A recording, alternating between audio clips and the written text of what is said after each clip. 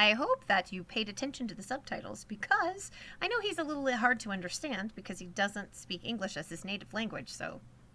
But it's fascinating to me that the same stories have been told about the same families for hundreds and hundreds and hundreds of years, since before the Western African cultures that they're representing even have any kind of memory, before written memory of certainly.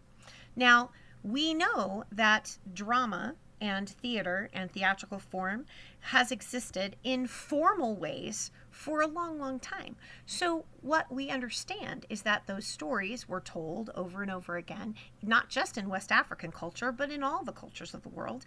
And as those stories are told over and over again, they become what we call a ritual. And that ritual is something that's repeated. Now, throughout history, we also understand that a lot of these rituals have been attached to trying to explain the supernatural, things that we don't understand, or why things happen in ways that we don't understand.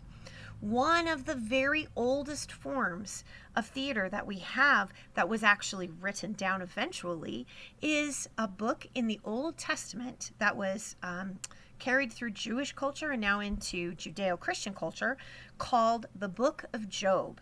And it tells the story of a man's battle with good and evil, and when he's faced with great tragedy, what his choices are in terms of whether or not he's going to keep his face turned towards the God that he worships or to reject God and go on with his life in another way. And eventually, that all of the things that he has lost throughout the course of the story are restored to him as a result of his faith.